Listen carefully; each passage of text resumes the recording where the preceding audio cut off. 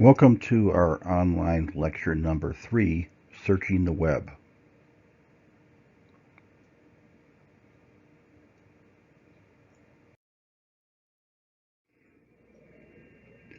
The first thing we'll talk about are search engines. Search engines are programs written to run on browsers like Google Chrome or Microsoft Edge. They are made to search a vast database of information which has been obtained by these companies that contains information on the web for whatever you may be searching on. And I have to keep in mind that the internet is a very huge place now, and the database required to run something like Google Chrome or Microsoft Edge is absolutely immense. And then we'll talk about also how this is done. How do they obtain the information? Also, there are quite a few different search engines out there, but the three top most popular search engines currently are Google, Bing, and Yahoo. Google, of course, is the well-known Google company who also wrote Chrome. Bing is a Microsoft company, and Yahoo, which you've probably heard of, has also been around for quite some time. In fact, they had one of the earlier search engines. The top search engine as of today is Google.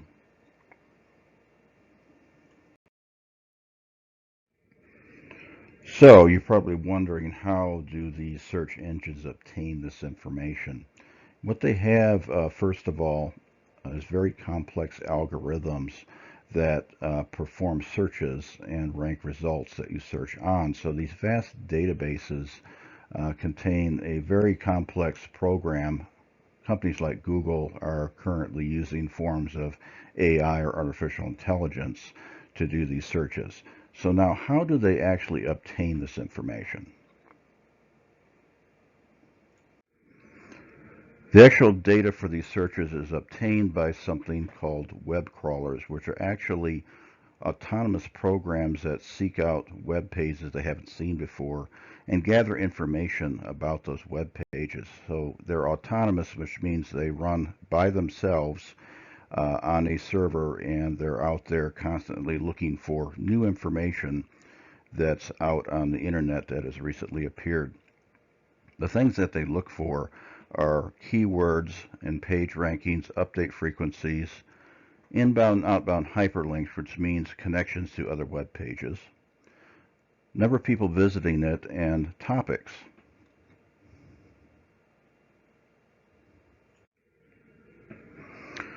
These web crawlers are also known as bots or spiders. So these programs are out on the internet all the time gathering information for the search engines and the companies that run them.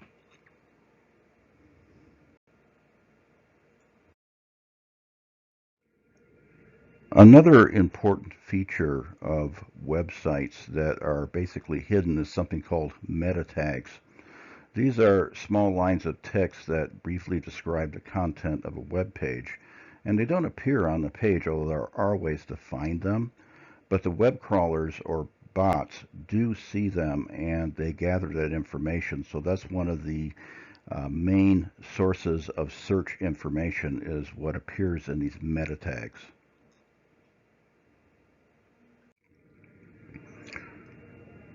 Now I'm going to demonstrate a way to find one of these meta tags. Right now in this video I have done a Google search on Barnes & Noble bookstore, and once I bring that site up, if I go to create a bookmark for that, you'll notice that the bookmark contains some information, in this case online bookstores, Nook, ebooks, music, movies, and toys. And that is before the actual name Barnes & Noble. This is in fact a meta tag. This is one of the places that meta tags appear.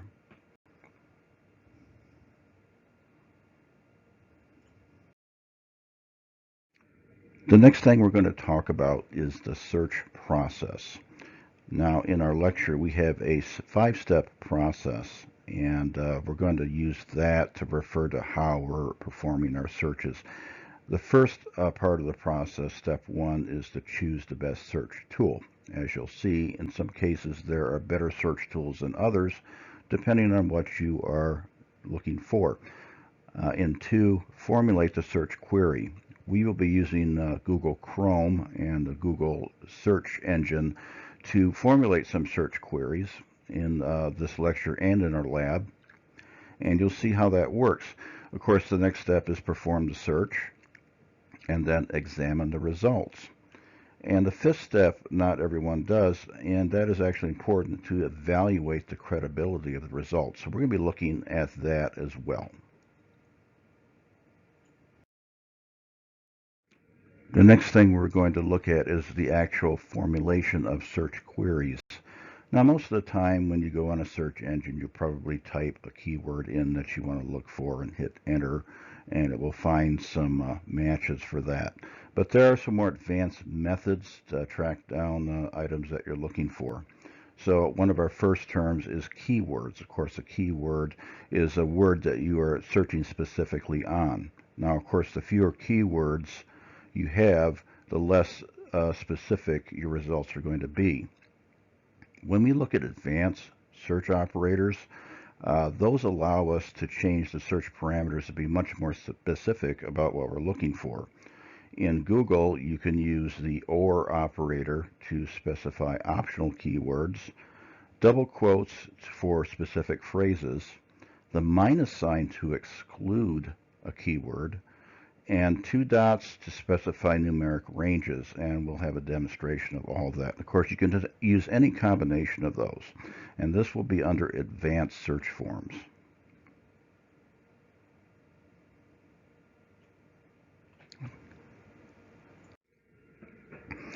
For our first search demonstration here, I am going to be looking for Pontiac GTO, which was a vehicle made in the late 60s, early 70s, and in the early 2000s. Now notice how I have obtained a list of just about everything, and I've gone under Settings and Advanced Search. First thing I'm doing is moving Pontiac GTO to an exact word or phrase, and then I am putting the years that it was manufactured in the 2000s, 2004 to 2006. And that now has limited it to the later model GTOs and not the ones from the 60s and 70s. If you look up on top next to Google, you'll see what it has generated here. So Pontiac GTOs in double quotes, and then the year with two dots in between, and those are just separated by spaces. So you could actually type that in there directly if you'd wanted to, instead of using the advanced settings screen.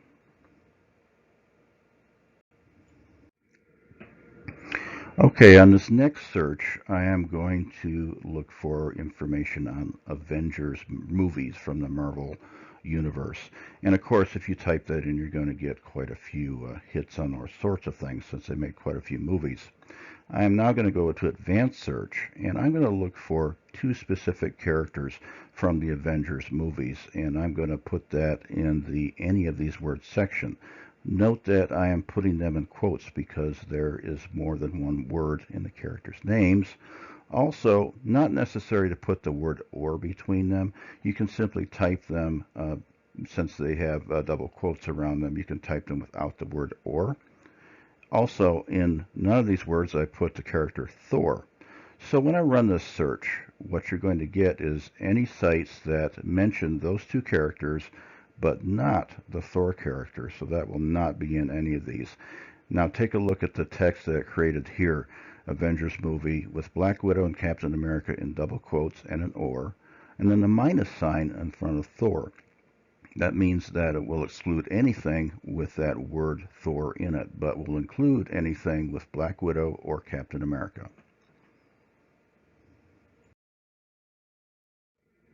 So now that we've learned how to do our searches using the advanced scripting, let's take a look at the results. What you're going to see, now this is specifically in the Google search engine, you're going to see a number of different things. top results, number of hits. Now keep in mind a hit is any time it matches a web page to your search parameters that you entered. Sponsored results usually float to the top because those are paid ads. Web pages always have a title and a description. And then Google also, of course, incorporates other items. People also search for local results. People also ask sections and related searches. In addition to that, of course, we also now have different media types offered: web, image, videos, news, etc. And that is another feature of the Google search engine, where it breaks it up into different types of hits that you got from your web search. So let's go ahead and do a web search for realtors and see what we get on the Google search engine. Notice on top, the paid ads show up first. They're probably paying quite a bit to get that on there. Also, the people also search for is showing second, similar searches. Then going down, we finally see the top hit. So this is not paid, but this is just the #1 hit that would be there regardless. Then the section where people, other types of searches or questions people ask. Continuing on through ads and top hits, we see related searches. And then on top, notice how many search results or hits were obtained. Also tells you how fast it did the search. And then right under the keywords that you typed, there are different types of search results. Maps, for example, will bring up local realtors on a map, Google Maps in this case. News, of course, this is any realtors or news stories about them. Images has pictures and other things relating to that, and also shopping, of course.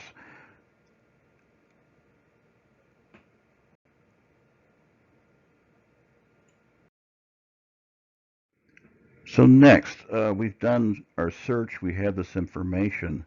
How do we evaluate the credibility of these results? Unfortunately, many people believe anything they read on the internet. Of course, that can be very dangerous, particularly if you're looking at purchasing something through the internet. I've seen many people get ripped off that way, purchasing things without really doing the proper research on the website. So these are some tips of how to go about doing that. First of all, authority. Is this the primary source for this information? Is whoever wrote this a noted authority? And is the information up to date? So this does not necessarily pertain to a e-business type of site, but more of an article of something of that nature. Objectivity then. Is it an objective website or is it sponsored? Because if it is sponsored, it's always going to lean towards whoever's sponsoring it, whatever that product may be. Also, scope. What is the audience for this? Is it meant for a general audience, or is it meant for specific people with specific agendas? How does it compare to other sources as well? Don't just do one search or look at one site. Compare it to others. Design and functionality. A believable website is professionally designed and it's very functional. If you're looking at a website that is poorly designed, doesn't have all the usual links and legal information you're used to seeing, probably isn't a good website. It means that it is not necessarily very credible, and I certainly wouldn't recommend purchasing anything from them. So keep in mind, particularly when you're looking at any sort of monetary transaction, do your research before going out and purchasing over the web. One of the best sources of this information is simply other people making complaints about the website. Very easy to find out there. So if you're not sure, do a search on it. See if anyone's ever complained about the website. You may find out it's not even legitimate.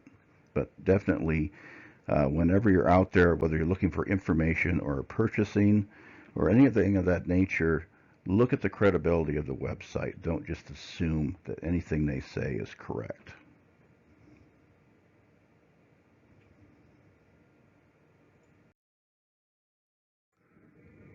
Now let's look at different types of search tools. Of course, the general search tools we've already mentioned, Google, Bing, Yahoo, and so forth.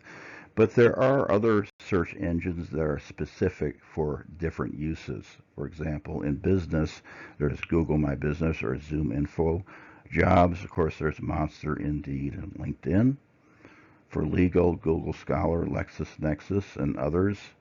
Medical, WebMD, Healthline. Maps, Google Maps, MapQuest. And question and answer, Ask.com, eHow, WikiHow, Answers.com. Now, particularly on those questions and answers, search engines, that is one place where you definitely want to check the credibility of that, because anybody can answer these questions. Somebody puts a post on Ask.com, anyone can answer that. So it's up to you to evaluate the credibility of that answer. And as I said before, do enough research so you see that the answer has been repeated by different people with the same answer. That's usually one way to test that.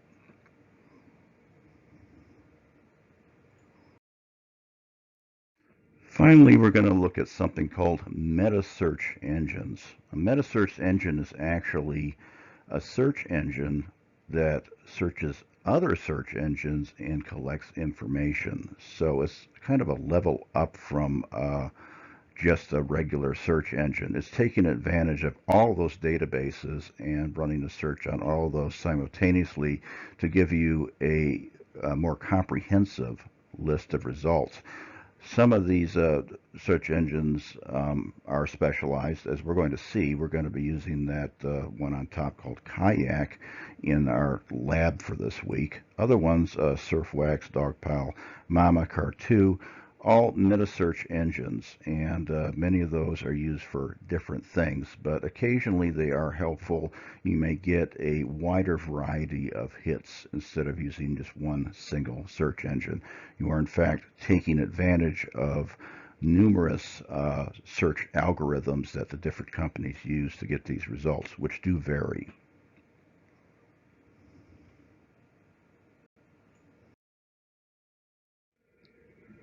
This completes our presentation for lecture number 3, Searching the Web. Be sure to watch our video on lecture number 3, Lab. We'll be doing some web searching exercises on that. Also, do not forget to complete the quiz after watching this.